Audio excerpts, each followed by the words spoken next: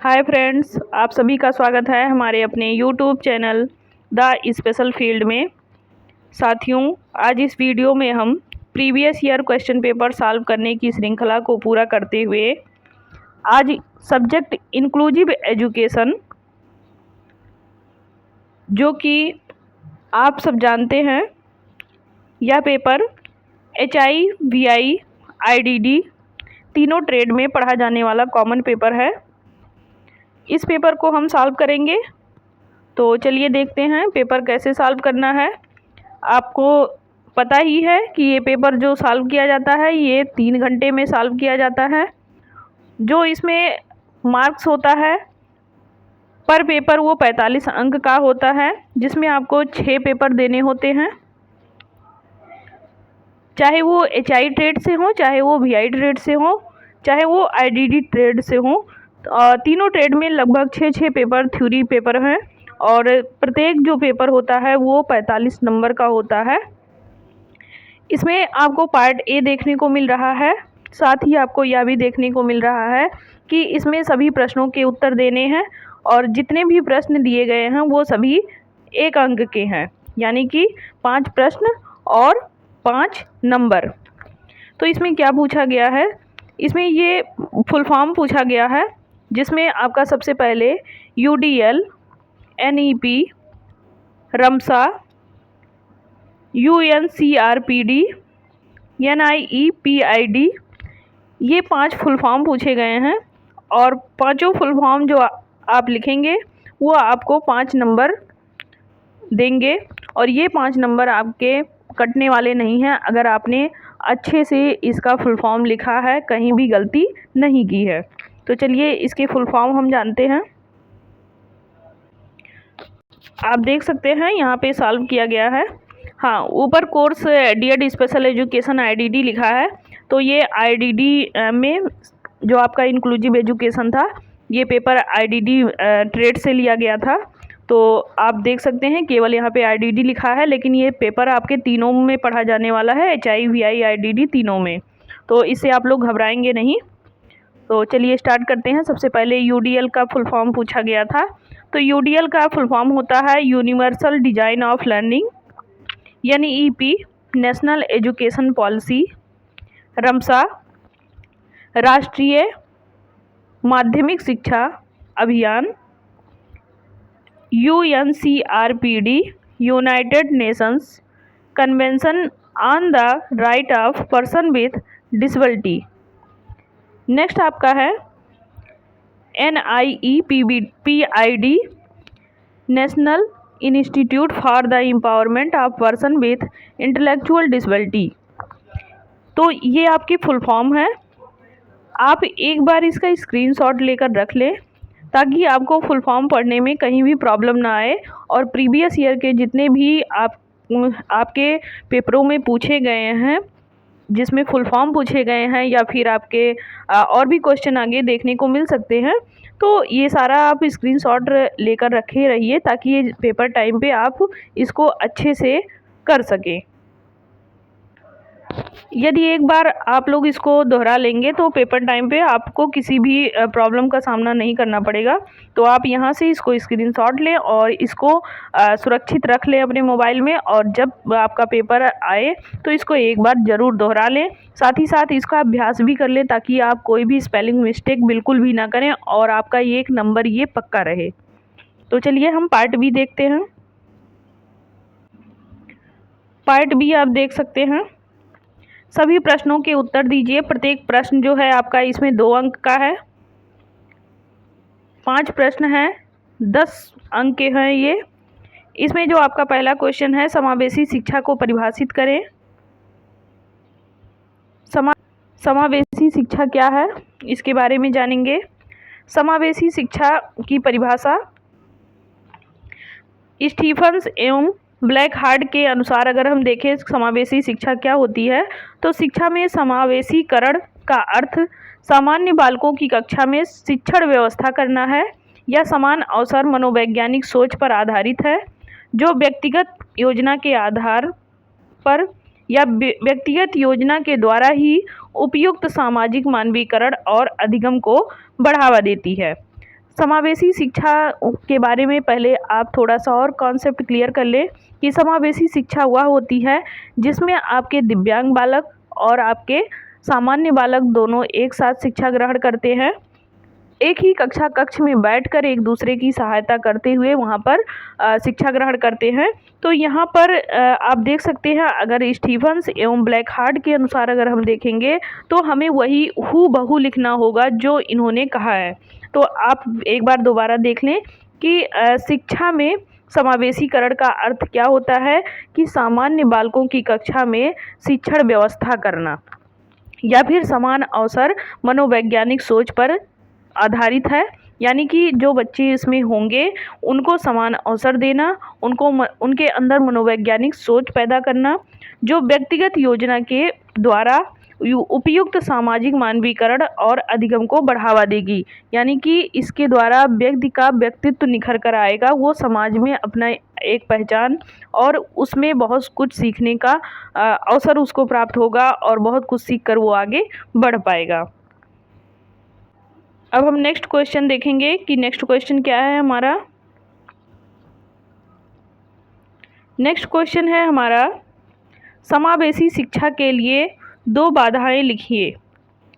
समावेशी शिक्षा के लिए 2 बाधाएं लिखिए। तो समावेशी शिक्षा के लिए 2 बाधाएं कौन कौन सी हैं? एक है शारीरिक बाधा, एक है बालकों के अनुरूप पाठ्यक्रम। यदि बच्चा शरीर से स्वस्थ नहीं है या उसे शारीरिक कोई प्रॉब्लम है, चलने फिरने में असमर्थ है, तो भी उसमें शिक्षा ग्रहण करने में कहीं ना कहीं बाधा उत्पन्न होगी, समस्या उत्पन्न होगी, या फिर बालकों के अनुरूप उसका पाठ्यक्रम नहीं बनाया गया है, जैसे उनके एज हैं, जैसी उनकी IQ है, उसके अनुसार अगर पाठ्यक्रम नहीं है तो भी बच्चों को शिक्षा ग्रहण करने में समस्याएं उत्पन्न होंगी।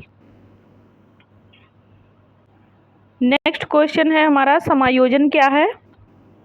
समायोजन से आप क्या समझते हैं, इसके बारे में लिखना रहेगा। आप देख सकते हैं समायोजन क्या होता है। मनोविज्ञान में समायोजन एक ऐसे व्यक्ति की स्थिति है जो अपने शारीरिक, व्यावसायिक और सामाजिक वातावरण में परिवर्तनों में अनुकूलन होने में सक्षम है।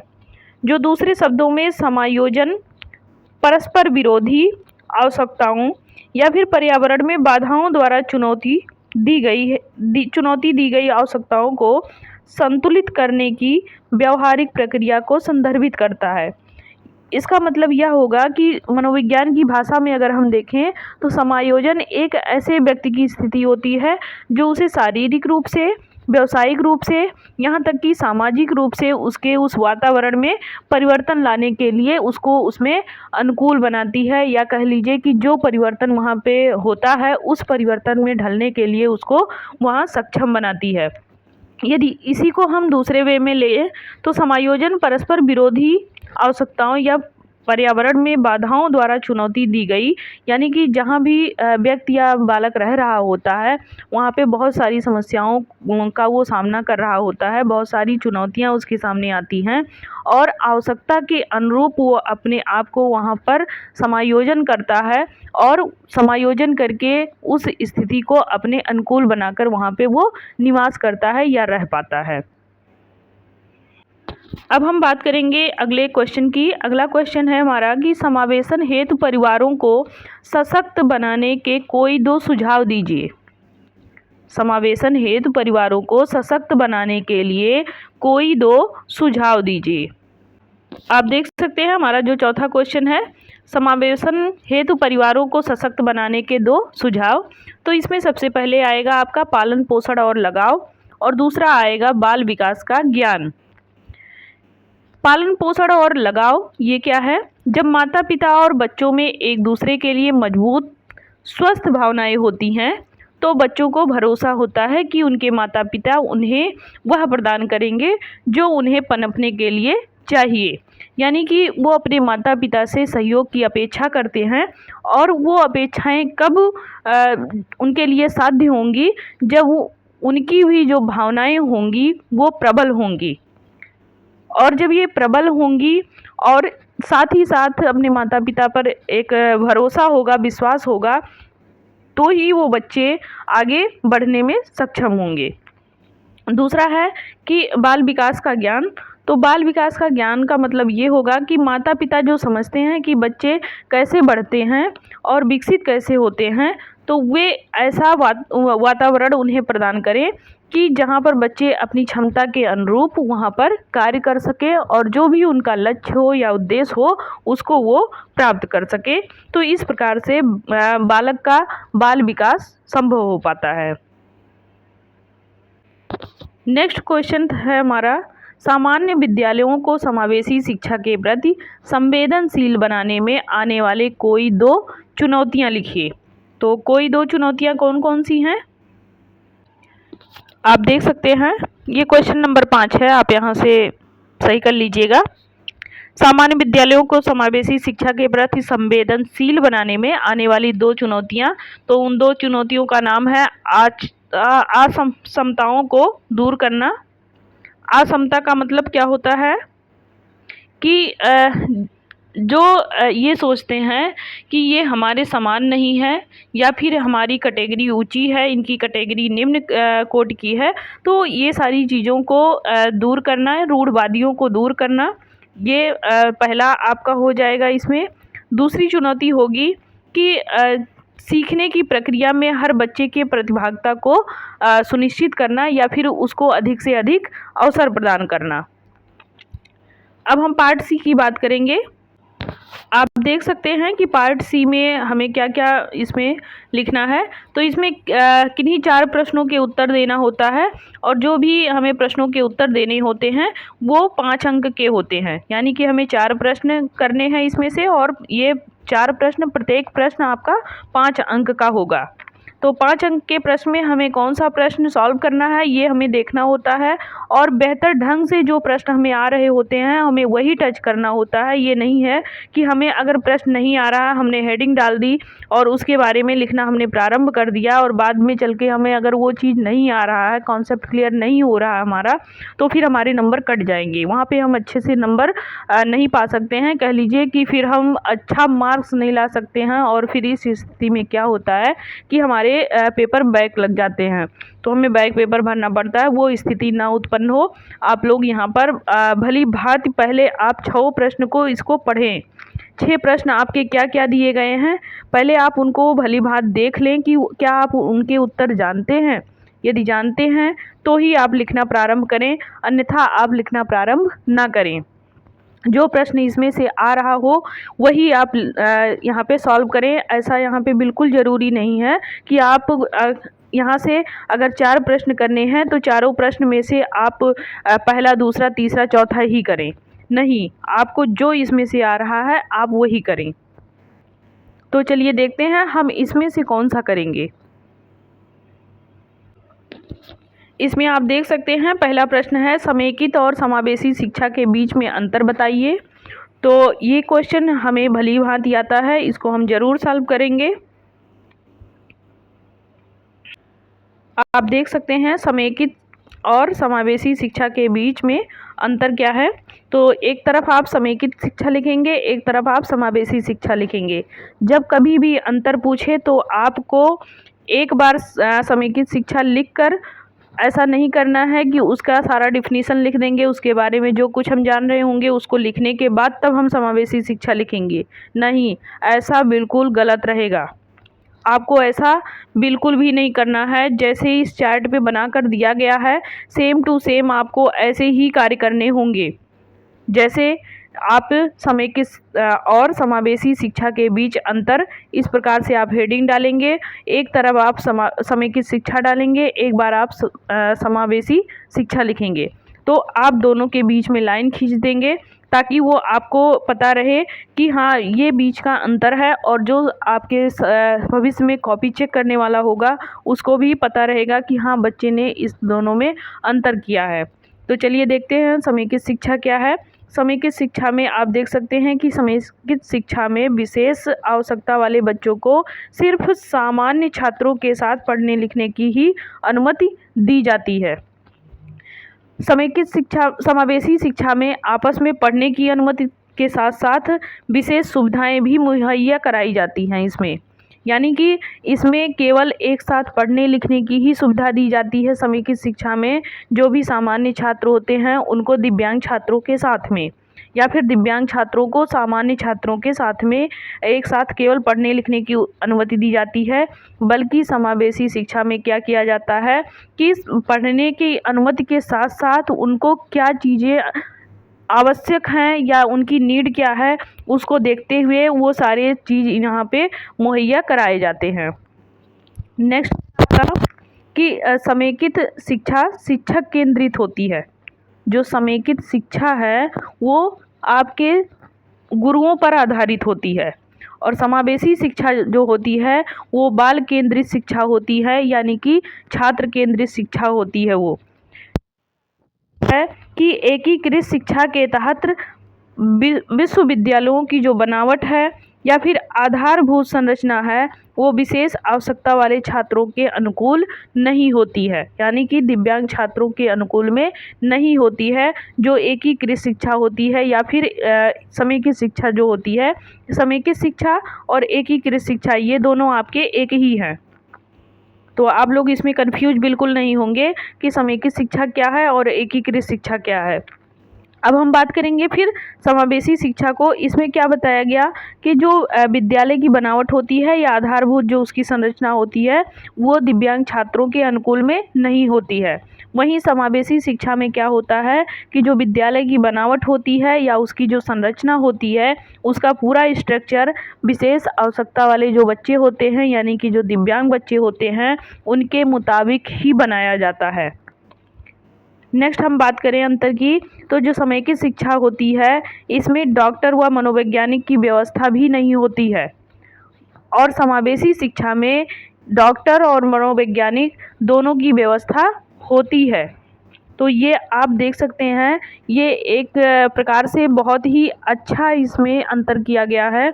आप इसको स्क्रीनशॉट ले लें, एक बार इसको ज़रूर पढ़ लें ताकि आपको आने वाले समय में जब ये क्वेश्चन देखने को मिले तो आप इसको अच्छे से कर ले जाएं।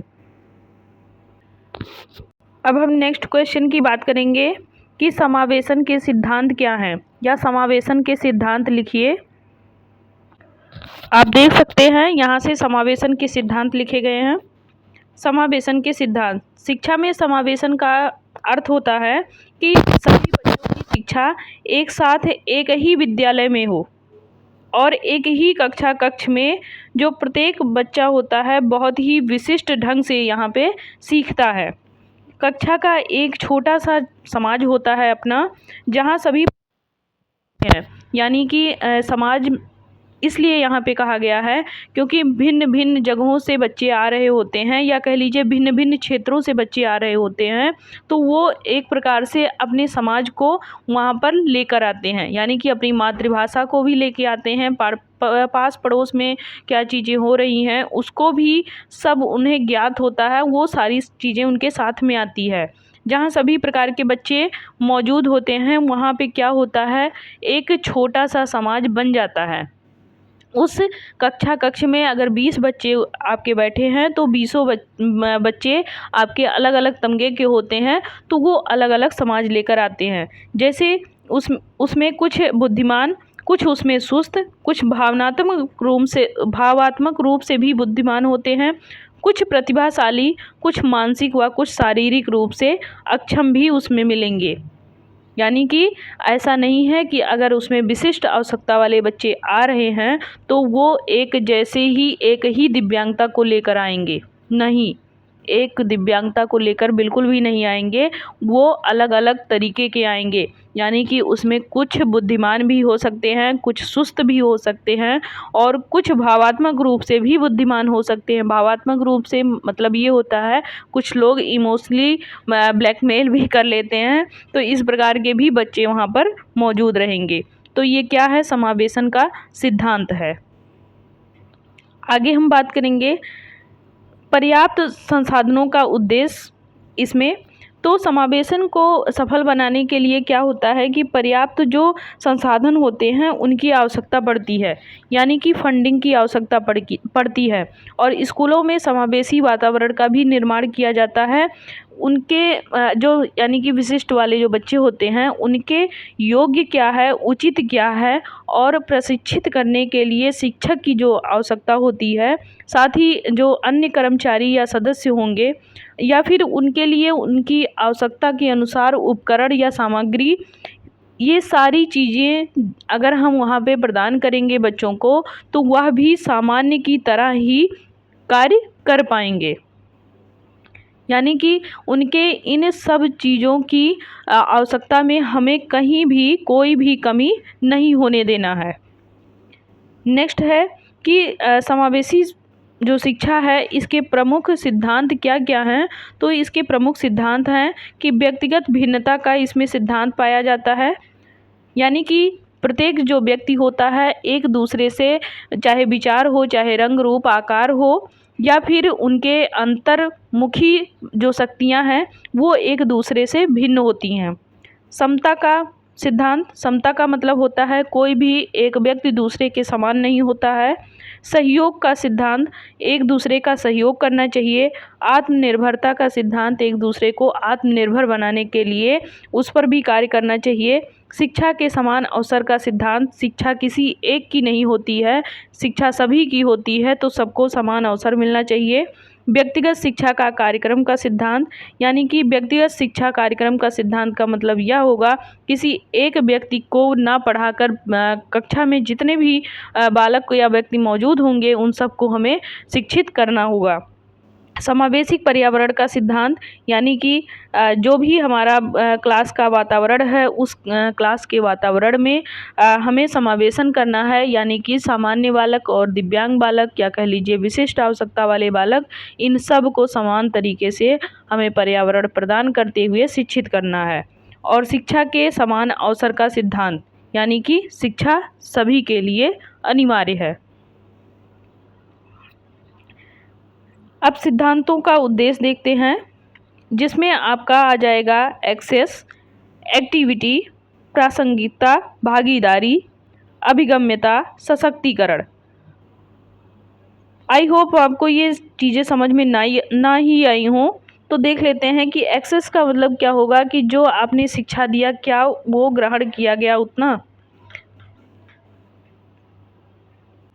नेक्स्ट हो जाएगा एक्टिविटी कार्य कराना। एक्टिविटी कार्य कराने का मतलब यह होगा कि बच्चे को कौन सी एक्टिविटी कराई जाए कि बच्चा इसमें जब बच्चे को एक्टिविटी कराई जाती है तो बच्चे की जो बची हुई क्षमता होती है वो विकसित हो पाती है।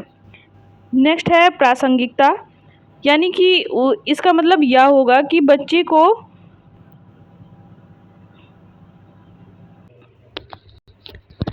इसका मतलब यह होगा कि क्षमता के अनुसार बच्चे ने क्या क्या हासिल किया और फिर उसमें क्या क्या परिवर्तन देखने को मिल रहे हैं। नेक्स्ट है भागीदारी, बच्चा किस प्रकार से कितना रुचि ले रहा है उस एक्टिविटी को करने में, ये यहाँ पे निश्चित किया जाता है इसका। अभिगम्यता का मतलब यह होगा कि बच्चे ने कितना कुछ ग्रहण करके उसको अपने आप में उतार रखा है। नेक्स्ट है सशक्तिकरण, बच्चे का विकास कितना हुआ, कितना उसमें विकास देखने को मिल रहा है, ये स्थिति यहाँ पे बनती है। अब हम नेक्स्ट क्वेश्चन की बात करेंगे। तो नेक्स्ट क्वेश्चन है हमारा, अनुकूलन से आप क्या समझते हैं, उदाहरण सहित समझाइए। तो अनुकूलन क्या है इसके बारे में हम जानेंगे। आप देख सकते हैं अनुकूलन के बारे में, अनुकूलन विकलांग छात्रों की अनूठी ज़रूरतों को पूरा करने के लिए एक निर्देशात्मक दृष्टिकोण सीखने के माहौल को ये बदल कर संदर्भित करता है, यानी कि बदल कर उसको उस बच्चे के अकॉर्डिंग प्रदान करता है। अनुकूलन में निर्देशों या असाइनमेंट को सरल बनाना, जटिल कार्यों को छोटे छोटे चरणों में तोड़ देना, या फिर कह लीजिए जो भी हमारे कार्य सीखने में प्रॉब्लम आता है उस कार्य को छोटे छोटे पार्ट में करके बच्चों के समक्ष उसको प्रस्तुत करना, ताकि वो बच्चे उस चीज़ को देखकर या उसको सुनकर या उसको एनालिसिस करके उस चीज़ को उपयोग में ला सकें और उस कार्य को पूरा करने के लिए उनको अतिरिक्त समय भी दें। और जब वो अतिरिक्त समय लेकर उस कार्य में शामिल होंगे तो उम्मीद है कि उस कार्य को वो अच्छे से अच्छे ढंग से उसको संपन्न कर सकेंगे। या फिर उसमें कोई नई सामग्री की ज़रूरत पड़ रही है उसको बनाने में या फिर उस चीज़ को बदलाव करने में, तो आमतौर पर जो भी मौजूदा पाठ्यक्रम है या निर्देश हैं या रणनीतियाँ हैं उसके अनुकूल ही किए जाने चाहिए। यदि नई सामग्री की ज़रूरत है तो उन्हें नई सामग्री भी प्रदान करनी चाहिए। साथ में एक अच्छा उदाहरण यह भी देख सकते हैं कि छलावरण करने की जो क्षमता है, छलावरण एक अनुकूलन है जो किसी जीव को परिवेश के साथ में घुलने मिलने में मदद करता है ताकि यह ध्यान देने योग्य ना हो। अनुकूलन जीवों को कठोर मौसम से खुद को बचाने में भी मदद करता है। तो अनुकूलन का मतलब यह होता है कि जो भी व्यक्ति या बालक हो या फिर जीव जंतु हो, वो जिस भी जगह रह रहे हो वहाँ पर वो अपने आप को कैसे ढालें और वहाँ की चीज़ों को जानने के लिए, या फिर कह लीजिए कि अगर वहाँ किसी भी प्रकार का कोई कार्य आ रहा है और जटिल है तो उस कार्य को टुकड़ों में कैसे करना है, इस चीज़ को वहाँ पे समझाना। या एक बालक जैसे कक्ष में आता है, यदि कोई कार्य दिया जाता है, कोई असाइनमेंट दिया जाता है, उसको वो नहीं कर पाता है तो उसको छोटे छोटे पार्ट में दिया जाता है ताकि बच्चा 1 बाय 1 करके कर ले, और जब 1 बाय 1 पूरा हो जाता है तो वो समझ लीजिए कि पूरे कार्य को पूरा करके उसने आपके समक्ष प्रस्तुत कर दिया। अब हम नेक्स्ट क्वेश्चन की बात करेंगे, यूडीएल क्या है? यूडीएल को समझाइए। आप देख सकते हैं चौथा क्वेश्चन यूडीएल है। यूडीएल एक डिजाइन प्रक्रिया होती है जो प्रत्येक व्यक्ति को सर्वोत्तम पहुंच तक या परिणाम प्रदान करती है। यूडीएल शिक्षार्थियों को सामग्री के अनुकूलन होने की अपेक्षा करने के बजाय वास्तविक समय में आवश्यकता के अनुसार शिक्षार्थियों को अपनाता है। यूडीएल सीखने का एक ऐसी सार्वभौमिक डिजाइन है जिसमें ये कोई माध्यम के अनुसार ही प्रत्येक पाठ में यह समाहित कर लेता है कि उसमें क्या उससे सीखा जा रहा है या किस कौशल तरीके से या रणनीतियों से उस चीज़ को सिखाया जा रहा है। इसमें सब समाहित होता है। यूडीएल की जो शुरुआत हुई है ये 1984 में हुई है, जब Harvard school of graduate education के 2 शोधकर्ताओं ने, डॉक्टर डेविड रोज और डॉक्टर एनी मेयर ने CAST inter the centre for employees specialised technology को इसमें शामिल किया था। अब इसकी आवश्यकता किस प्रकार से पड़ी? शिक्षार्थियों को जानकारी और ज्ञान प्राप्त करने के लिए विभिन्न तरीके देने के लिए प्रतिनिधित्व के कई साधन इसमें शामिल हैं, तो इस प्रकार से इसको आवश्यकता पड़ी कि यूडीएल को शामिल किया जाए। शिक्षार्थियों में पाई जाने वाली जो विविधता थी उसका सदुपयोग करने के लिए यूडीएल की आवश्यकता पड़ी। कक्षा में समावेशी दृष्टिकोण को अपनाने के लिए भी यूडीएल की आवश्यकता पड़ी। यहाँ तक कि शिक्षकों को सभी शिक्षार्थियों की विविध आवश्यकताओं को भी पूरा करने के लिए यूडीएल की आवश्यकता पड़ी। अब हम नेक्स्ट क्वेश्चन की बात करें तो विद्यालय को समावेशी बनाने में विशेष शिक्षक की क्या भूमिका होनी चाहिए? आप देख सकते हैं विद्यालय को समावेशी बनाने में विशेष शिक्षक की भूमिका। तो समावेशी शिक्षा में पहला कदम जो समावेशी कक्षा के लिए मंच तैयार करना। शिक्षक ऐसा माहौल बनाने में महत्वपूर्ण भूमिका निभाए जहां पर हर छात्र स्वागत, सम्मान और महत्व को महसूस करे। इसका अर्थ यह है कि समावेशी भाषा का उपयोग करना, सहानुभूति को बढ़ावा देना और स्वीकृति की संस्कृति को बढ़ावा देना। यानी कि जब कहीं स्वीकार नहीं किया जाता है कोई चीज़ तो वहाँ पर अग्रसर नहीं कर सकते हैं। यानी कि किसी चीज़ को करने के लिए पहले उसे स्वीकार करना होता है कि मुझे ये कार्य करना है, तब आप आगे बढ़ सकते हैं। एक विशेष शिक्षा शिक्षक की अन्य मुख्य भूमिका एक छात्र के व्यक्तिगत शिक्षा कार्यक्रम को या कह लीजिए IEP को विकसित करने और उसको लागू करने में भी मदद करना है। पार्ट सी का अब हम लास्ट क्वेश्चन देखेंगे कि विविधता से आप क्या समझते हैं, इसकी व्याख्या करनी है। आप देख सकते हैं विविधता क्या है। तो विविधता से तात्पर्य यह होता है कि यह एक ऐसी स्थिति है जिसमें समस्त जो भाषाई या क्षेत्रीय, भौगोलिक एवं सांस्कृतिक रूप से जो अलग अलग रहने वाले मानव एक समूह समाज या एक स्थान विशेष में साथ साथ जो निवास करते हैं, उनमें अनेक जैविक, सामाजिक, सांस्कृतिक, आर्थिक तथा राजनीतिक आधार होता है जो किसी भी देश के निवासियों में विविधता विकसित कर देते हैं। यानी कि जिस समाज या जिस भौगोलिक स्थिति में जो हमारे जीव रहते हों या मनुष्य रहते हैं, उनमें बहुत सारी भिन्नताएं पाई जाती हैं। जैसे सामाजिक रूप से भी, सांस्कृतिक तौर पे, आर्थिक तौर पे, राजनीतिक तौर पे, इन सब चीज़ों में आपको विविधता देखने को मिलेगा। और भारतीय समाज में तो विविधताओं से ये परिपूर्ण है, क्योंकि भारत जो है हमारा देश, ये विविधतापूर्ण है। और भारत में सहस्त्रों जातियाँ, यानी कि इसमें हजारों जातियाँ, हजारों उपजातियाँ पाई जाती हैं। इनमें उतार चढ़ाव की जो ये प्रणाली है, ये ऊंच नीच का एक इसमें स्तर पाया जाता है। जैसे कि होता है कि ये उच्च तमगे के हैं या उच्च कैटेगरी के हैं, ये निम्न कैटेगरी के हैं, तो इस प्रकार से भी देखा जाता है। और देश में अनेक तरह के भाषा भाषी लोग भी हैं, यानी कि सबकी भाषा एक जैसी नहीं है कि कोई हिंदी बोल रहा है तो कोई इंग्लिश बोल रहा है, कोई मराठी, कोई कन्नड़, कोई तमिल, तेलुगु, यानी कि भाषाओं का भी यहाँ पे भरमार है। और भारत में भिन्न भिन्न क्षेत्रों से भी लोग यहाँ पर आते हैं और उनका खान पान, रहन सहन, वेशभूषा सभी एक दूसरे से भिन्न होता है।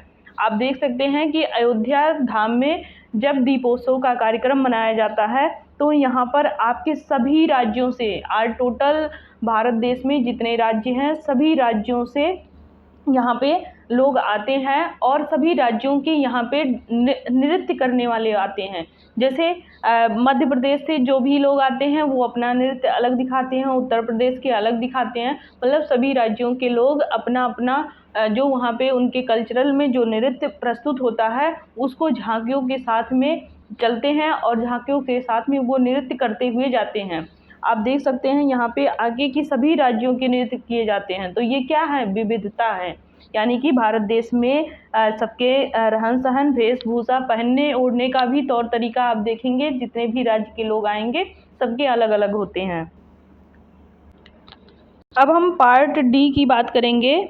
इसमें से कोई एक ही क्वेश्चन आपको करना होता है और वो एक क्वेश्चन 10 नंबर का होता है।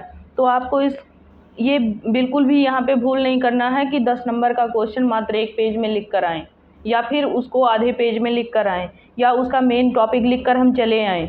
ऐसा बिल्कुल नहीं करना है। इसको विस्तृत रूप में लिखना है। 10 नंबर का है तो कम से कम 7 पेजों में आपको उसको पहुँचाना है, क्योंकि लॉन्ग क्वेश्चन का मतलब ही क्या है, उसके बारे में आप ज़्यादा से ज़्यादा लिखें।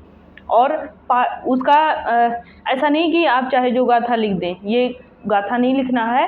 यहाँ पे आपको हेडिंग वाइज लिखना है। जब आप एग्जामिनर को वहाँ पे प्रभावित कर पाएंगे तभी आप नंबर गेन कर पाएंगे।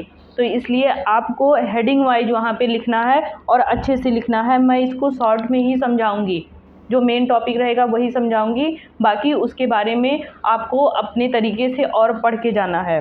तो आप पहला क्वेश्चन देख सकते हैं, समावेशन को वास्तविकता बनाने में स्वैच्छिक संगठन और सरकार की भूमिकाएं क्या हैं, इसके बारे में हमें जानना है। आप देख सकते हैं समावेशन को वास्तविकता बनाने में स्वैच्छिक संगठन और सरकार की भूमिका। तो संगठनों में विविधता और असमानता के विषय से निपटने के दौरान जो संगठनात्मक समावेशन एक प्रमुख अवधारणा बन गया है। इसका मूल जो दावा है वो सभी को गले लगाना और किसी को भी पीछे नहीं छोड़ना है, यानी कि एक साथ चलना है। जब कोई कार्य विचारों की भागीदारी को उत्पन्न करता है तो उसे स्वैच्छिक कार्य कहा जाता है। यानी कि जब कोई भी कार्य कराया जाता है तो कुछ उसमें अपने भी विचार रखे जाते हैं, या उस कार्य को करने के लिए उसमें अपनी भागीदारी सुनिश्चित कराई जाती है। वो जो भागीदारी सुनिश्चित कराई जाती है वो स्वैच्छिक रूप से कराई जाती है, और वो जो कार्य कर रहे होते हैं उसको स्वैच्छिक कार्य बोलते हैं। इसमें चलना फिरना खाना, कूदना और दौड़ना जैसी जो सारी क्रियाएं होती हैं वो सभी क्रियाएं इसमें शामिल होती हैं। ये जो क्रियाएं होती हैं वो सचेतन रूप से उत्पन्न होती हैं। जैसे जैसे समावेशन, विविधता या समानता के जो मुद्दे सामने आते हैं, सरकारें उम्र, लिंग और यौन अभिविन्यास और पहचान, विकलांगता और सामाजिक आर्थिक स्थिति के आधार पर संरचनात्मक असंतुलन को, नुकसान को बनाए रखने में नीति निर्माण और कार्यक्रम विकास की जो भूमिका है उसको स्वीकार कर लेती है। यानी कि जितने भी जो सरकार है ये सभी चीज़ को स्वीकार करके ही सरकारी जो कार्यक्रम होते हैं उसको चलाती है। ऐसा नहीं है कि वहाँ पे सभी चीज़ों में विविधता करते तो सरकार अपनी जो रणनीति होगी उसको सफल कर पाएगी। तो वो बिल्कुल भी उसको सफल नहीं कर पाएगी जब तक उसको स्वीकारेगी नहीं। तो इसके बारे में आपको और भी पढ़ना है आगे। इसमें ऐसा नहीं है कि यहीं पे आपका ख़त्म हो जाएगा, इसके बारे में आगे और पढ़ना है और आपको अच्छे से तैयारी करके जाना है। ये तो मैंने आपको एक छोटा सा मॉडल दिया है कि हाँ, ये मॉडल आपके लिए थोड़ा बहुत कारगर रहेगा। ये नहीं है कि पूर्ण रूप से कारगर करेगा, पूर्ण रूप से नहीं मैं कहूँगी, क्योंकि आपको इसके बारे में और ज़्यादा पढ़ना है। जिस बच्चे ने भी इसको सॉल्व किया है उसने थोड़ा बहुत सॉल्व किया है, पूरा नहीं सॉल्व किया है, उसने अपनी समझ के अनुसार सॉल्व किया है। तो आप लोगों को इसमें ऐसा नहीं है आधा पेज लिख के आना है। 10 नंबर का क्वेश्चन आधा पेज लिखने से काम नहीं चलेगा। तो इसलिए आप लोग क्या करेंगे कि आप लोग इसको विस्तृत रूप में लिख कर आएंगे, हेडिंग बाय हेडिंग लिख के आएंगे, तभी आप अच्छे से नंबर इसमें पाएंगे। अब हम दूसरा क्वेश्चन देखते हैं कि कक्षा में आप किस प्रकार विविधता के समूह का निर्देशित करेंगे या समूह को निर्देशित करेंगे, इसके बारे में जानेंगे। आप देख सकते हैं ये पार्ट डी का पहला क्वेश्चन था जिसे हम लोगों ने देख लिया। अब हम दूसरा क्वेश्चन देखेंगे। दूसरा हमारा पूछा गया है कि कक्षा में विविधता के समूह को निर्देशित कैसे करना है। तो छात्रों के साथ एक व्यक्तिगत रूप से जुड़कर आप उसको निर्देशित कर सकते हैं, जिसमें आप प्रशिक्षक जो होगा वो सभी छात्रों का स्वागत करने और खुलेपन और ईमानदारी के मॉडल के रूप में पाठ्यक्रम में विविधता कथन या शिक्षण दर्शन कथन का उपयोग कर सकता है, जहां उपयुक्त हो प्रशिक्षक छात्रों को बातचीत के लिए भी या कह लीजिए सेमेस्टर के दौरान आमने सामने मिलने के लिए भी प्रोत्साहित कर सकता है। इससे भी उनमें जो विविधता है उस विविधता को वो एक दूसरे का स्वीकार करेंगे और एक दूसरे को वो स्वीकारते हुए एक दूसरे को निर्देशित भी कर पाएंगे। नेक्स्ट है भागीदारी के लिए वैकल्पिक साधन प्रदान करना, यानी कि कक्षा में विभिन्न जो भावनात्मक हैं या सामाजिक स्थितियां जो बनती हैं उनके बारे में बच्चों को जागरूक करना है, या संकेत के माध्यम से प्रशिक्षकों को कक्षा के अलावा ऑनलाइन चर्चा के लिए भी उनको उसमें लाना है, यानी कि उनकी भागीदारी को सुनिश्चित कराना है। ऑनलाइन माध्यम से भी उनको एक दूसरे के प्रति जागरूक करना है और एक दूसरे के प्रति उनको बताना भी है उनका परिवेश क्या है, उनका समाज क्या है, इसके बारे में जानने का पूर्ण अवसर उनको देना चाहिए और उस अवसर का लाभ बच्चे ताकि उठा पाएँ तो वहाँ पे एक निरीक्षक के रूप में भी उपस्थित रहना चाहिए।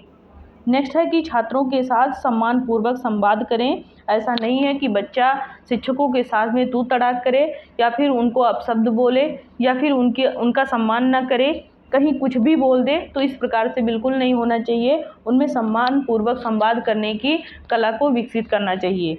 प्रशिक्षकों को चाहिए कि छात्रों के नाम का सही और उचित क्रम में उच्चारण करने का ध्यान रखें। ऐसी समावेशी कक्षा के माहौल के हिस्से के रूप में प्रशिक्षकों को सभी छात्रों की ईमानदारी, अभिव्यक्तियों और उनके विचारों का सम्मान करना चाहिए। ऐसा नहीं है कि बच्चा किसी दूसरे समाज से आया है तो हमें उसके विचारों को सुनना नहीं चाहिए, वो जो बोल रहा है अपने भावनाओं को व्यक्त कर रहा है उसको हम इग्नोर करें। इग्नोर बिल्कुल भी नहीं करना है, उसकी उस विविधता को भी हमें स्वीकार करना है। तो ये था हमारा ये मॉडल पेपर इंक्लूसिव एजुकेशन का, और ये आईडीडी पेपर का है जो आईडीडी का आपका एग्ज़ाम हुआ था, उसी एग्ज़ाम से ये इंक्लूसिव एजुकेशन लिया गया है। लेकिन आप लोग इस चिंता नहीं करेंगे कि ये केवल आईडीडी का है, नहीं, इसको एचआई, वीआई, आईडीडी ये तीनों ट्रेड के बच्चे इसको पेपर को सॉल्व करेंगे। सभी बच्चे इसको ध्यानपूर्वक पढ़ कर जाएंगे ताकि वो अच्छे से अच्छा नंबर अपना वहाँ पर ला सकें। तो चलिए नेक्स्ट वीडियो में हम फिर मिलते हैं कोई अगला पेपर सॉल्व करते हुए। तब तक के लिए आप लोग ध्यान रखें, पढ़ाई करते रहें। ऐसा नहीं है आप अभी 10 दिन है, 12 दिन है तो आप लोग पढ़ाई को यहीं पे ड्रॉप कर देंगे। पढ़ाई ड्रॉप नहीं, बिल्कुल भी नहीं करेंगे। आप लोग पढ़ाई करते रहेंगे ताकि आपके अच्छे से अच्छे नंबर आएँ। तो हम किसी नेक्स्ट वीडियो में कोई दूसरा पेपर सॉल्व करते हुए मिलेंगे। अगर आपको वीडियो अच्छी लग रही है तो आप लोग कमेंट ज़रूर करें। यदि आपको और किसी चीज़ की आवश्यकता हो, कोई टॉपिक और समझ में ना आ रहा हो, तो आप लोग ज़रूर कमेंट बॉक्स में लिखें ताकि उसको सॉल्व किया जा सके। साथ ही साथ आप वीडियो को अपने और साथियों को भी शेयर करें जो आपके डीएड कर रहे हों, चाहे वो फर्स्ट ईयर के हों या वो सेकेंड ईयर के हों, एचआई, वीआई, आईडीडी तीनों ट्रेड से बिलोंग करते हों। आप लोग उन तीनों ट्रेडों के बच्चे जो आपके संपर्क में हों उनको ज़रूर शेयर करें ताकि उनको ये वीडियो लाभ प्रदान कर सके। तो तब तक के लिए बहुत बहुत धन्यवाद। Bye bye, take care.